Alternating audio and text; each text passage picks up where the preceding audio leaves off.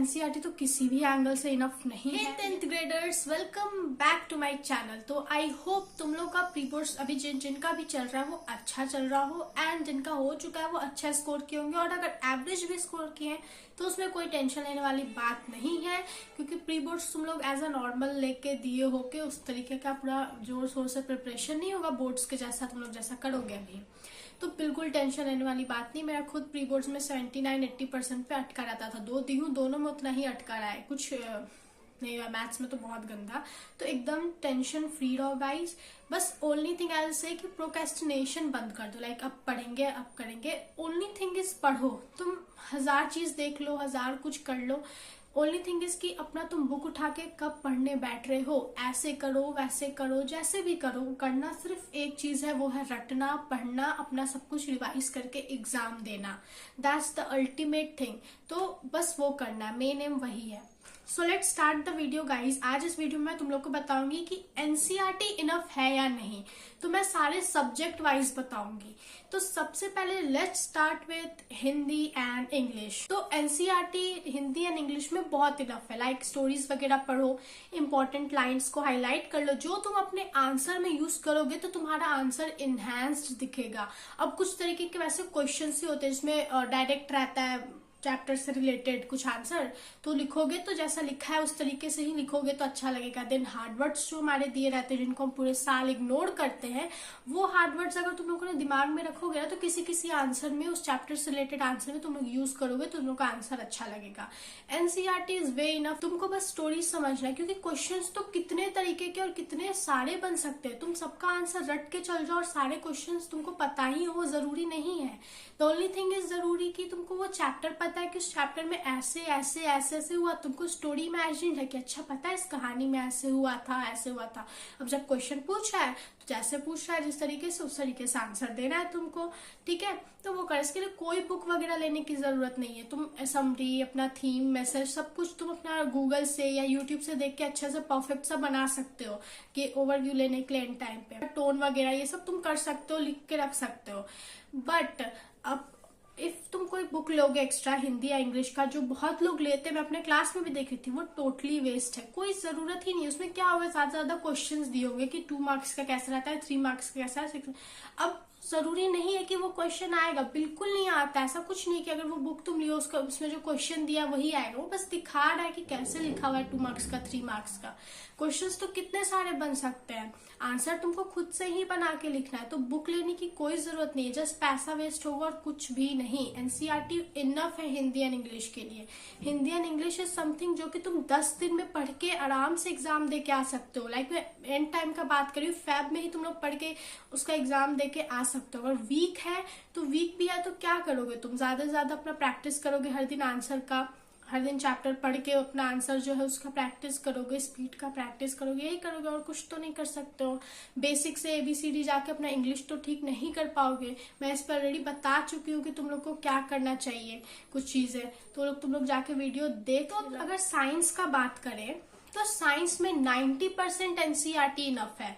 Like biology उठा लो, physics का theory वाला सारा चैप्टर उठा लो, केमिस्ट्री के वैसे चैप्टर्स उठा लो जिसमें थ्योरी है, फॉर्मूलाज, ये सब कुछ में एनसीईआरटी इनफ है। इवन जो एनसीईआरटी में डिटेल्स दिया हुआ है ना, वो तुमको किसी और बुक में या किसी और के नोट्स में नहीं मिलेगा। एनसीईआरटी ही सीबीएसई प्रेफर करता है। तो प्लीज एनसीईआरटी से ही पढ़ के जाओ, हर टॉपिक को उठाओ, चैप्टर खोलो, टॉपिक उठाओ और पूरा उस टॉपिक में अच्छे से पढ़ो। जो इंपॉर्टेंट टर्म्स है, जो इंपॉर्टेंट लाइन्स है, जिसका आंसर बन सकता है, जिससे क्वेश्चन बन सकता है, वो सब कुछ हाईलाइट करते जाओ, अपने दिमाग में डालते जाओ, उसका प्रिसाइज नोट्स बना लो। जैसे कि मैं तुम लोग को अपना कंसेप्ट दी हूँ कैसे नोट्स बनाना है, उस तरीके से बना लो।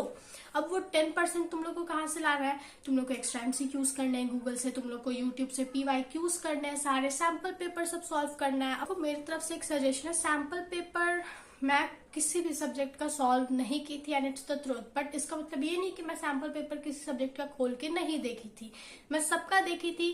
एंड मैं ऐसे देखती थी कि अच्छा ये क्वेश्चन अपने दिमाग में फ्रेम करती थी कि हाँ मुझे इसका आंसर आता है, और मुझे जेन्युइनली आंसर आता था उस क्वेश्चन का। अब जिसका नहीं आता था ना, जहां मैं अटक जाती थी, या तो मैं उसको जाके वापस से रिवाइज करती थी उस चैप्टर के नोट्स को, या फिर मैं क्या करती थी कि उस क्वेश्चन को लिख के उसके आंसर को लिख के रट जाती थी। मैं ये करती थी। तो मेरा स्पीड हमेशा से बहुत अच्छा रहा है मैथ्स में भी, ठीक है। स्पीड का मुझे कभी दिक्कत नहीं रहा। ऐसे बहुत बच्चे अभी देख रहे हैं वीडियो जिनको स्पीड का दिक्कत नहीं है, पर कुछ बच्चे ऐसे हैं जिनको स्पीड का दिक्कत होता है, क्योंकि लिखते हैं तो उनका टाइम खत्म हो जाता है और लिखते रह जाते हैं। उन बच्चों के लिए बेसिकली सैम्पल पेपर है, जो टाइमर लगा के सॉल्व करने के लिए। तो तुम लोग सैम्पल पेपर लगाना, PYQs हो गया, एक्स्ट्रा MCQs हो गए, हर चैप्टर के कम से कम 50 इंपॉर्टेंट क्वेश्चंस यूट्यूब में अभी सब लोग डालेगा, अभी आने दो जनवरी, तुम वो सब कर लेना। 10% पास हो गया, तुम पूरा 100% रेडी हो जाओगे। NCERT is 90% enough in science. अब बात करते हैं SST की।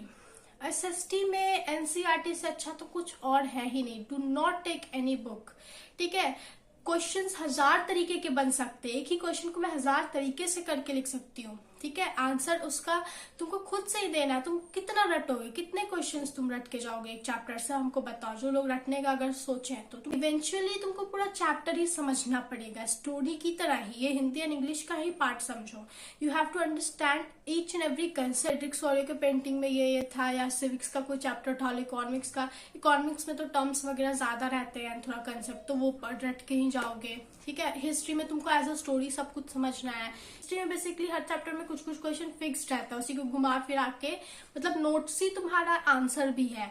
ये हम पहले भी बोल चुके हैं हिस्ट्री के मामले में। बाकी जियोग्राफी ये सब तो रटने वाला है, पूरा सिविक्स इकोनॉमिक्स सब तुमको चैप्टर रट के, नोट्स जैसे जैसे रहेंगे हर टॉपिक के अंदर इतना चीज इंपॉर्टेंट आ रहा है वो तुम रट के जाओगे। तो इस NCERT तो समझो कि इसमें 95% तुम्हारा इनफ है SST में, एंड बाकी जो 5% है वही PYQs, एक्स्ट्रा MCQs गूगल से करके जाना, हर चैप्टर के मैप करके जाना बहुत अच्छे से। सब मैं बताई हूँ कि मैप भी कैसे करना है, ये सब कुछ मैं बताई हूँ। मैं सारे हर तरीके के वीडियोस का जो अभी तक मैं अपलोड की उसका लिंक डालूंगी, जाके जरूर देखना। हर में मैं सब कुछ अच्छे से बताई हूँ। तो SST में तो NCERT बहुत इनफ है, मतलब प्रॉपर NCERT से ही तुम्हारा सब कुछ हो जाएगा, किसी बुक में पैसे वेस्ट करने की जरूरत नहीं है। अब आता है मैथ्स का बारी। तो मैथ्स में तुम लोग भी जानते हो और मैं भी जानती हूँ कि NCERT बिल्कुल इनफ नहीं है। इवन तुम बेसिक्स भी लियो तो बेसिक्स में बहुत लोग बोलते हैं कि NCERT पूरा बना लो, PYQs कर लो, सैम्पल पेपर 1-2 लगा लेना। तो काइंड ऑफ मैं समझती हूँ कि हाँ, बट अगर RS अग्रवाल में तुम बनाए हुए हो ना, अगर तुम बेसिक में हो तो बहुत अच्छा रहेगा, तुमको ही कॉन्फिडेंट फील होगा। हो सकता है कि तुम अगर बस उतना करके, तुमको अगर 60+ आ रहा था तो हो सकता है RS अग्रवाल बना के तुमको 70+ आ जाए, क्योंकि बेसिक इजी साइड पे थोड़ा रहता है। तुम देखोगे मतलब लेवल जैसे, क्योंकि बेसिक्स में ना इजी चैप्टर्स जो होते हैं ना, स्टार्टिंग के इजी चैप्टर्स, उनसे ही MCQ भी ज्यादा बनते हैं, क्वेश्चंस भी। एंड स्टैंडर्ड में MCQ क्वेश्चन सब कुछ था, पीछे के जो हार्ड चैप्टर्स होते हैं उनसे बनते हैं। तुम स्टैंडर्ड में हो तो NCERT तो किसी भी एंगल से इनफ नहीं है, ये तुम लोग भी जानते हो। मैथ्स में NCERT इजंट इनफ गाइस, तो उसके लिए तुम लोग को RS अग्रवाल प्रेफर करना है। एग्जाम आइडिया, ओसवाल, 1000 तरीके के बुक्स हैं, तुम जो भी यूज कर रहे हो, द ओनली थिंग इज कि उसको पूरा बनाना, पूरे डेडिकेशन से, कंसिस्टेंसी से बनाना, क्योंकि सिर्फ बुक खरीद के लाने से नहीं होता है, उसको बनाने से, हर दिन सॉल्व करने से होता है। मैं एग्जाम आइडिया और ओसवाल लाई थी, मैं और किसी चीज का बुक नहीं ली थी। साइंस का एक बुक मैं ली थी, वो टोटली वेस्ट था। मैं सिर्फ NCERT से की और मुझे उस बुक का जरूरत ही नहीं पड़ा। एंड फाइनली मैं उसको अपने जूनियर को दे चुकी हूँ। तो मैं जो मैथ्स का लेके आई थी वो हर दिन मैं सॉल्व करती थी। पहले अपना RS पूरा कंप्लीट की, सॉल्व करके फिर एग्जाम आइडिया की, फिर ओसवाल की, and that helped me a lot, मतलब बहुत हेल्प किया। बस एक गलती तुम लोग मत करना, मैं जो की इसमें मैथ्स में थोड़ा स्कोर कम हो गया मेरा, मैं PYQs, सैम्पल पेपर और MCQ पे ज्यादा ध्यान नहीं दी। PYQs तुम लोग हर चैप्टर में से सॉल्व लग करके जाना, 10-10 हर चैप्टर का कम से कम। MCQ सॉल्व करना, मेरी सबसे बड़ी बेवकूफी यही थी, मतलब चाहे वो RS हो, चाहे वो एग्जाम आइडिया हो, चाहे वो ओसवाल हो, हर चैप के क्वेश्चंस के बाद MCQ रहते थे और मुझे सॉल्व करना चाहिए था। एटलीस्ट मुझे आइडिया मिलता कि अच्छा इस तरीके के क्वेश्चन ऐसे सॉल्व होता है। मैं नहीं की, मुझे MCQ में भी मेरा बहुत गलती हुआ था। तो तुम लोग ये गलती बिल्कुल भी मत करना, MCQ भी अच्छे से सॉल्व करके जाना, तुम लोग को आइडिया रहेगा कि इस तरीके के क्वेश्चंस कैसे सॉल्व होते हैं। आई होप आप लोग के लिए वीडियो बहुत यूजफुल रही होगी, एंड अगर यूजफुल रही है तो यार वेट मत करो, प्लीज लाइक कर दो, सब्सक्राइब कर दो एंड शेयर कर दो इस वीडियो को।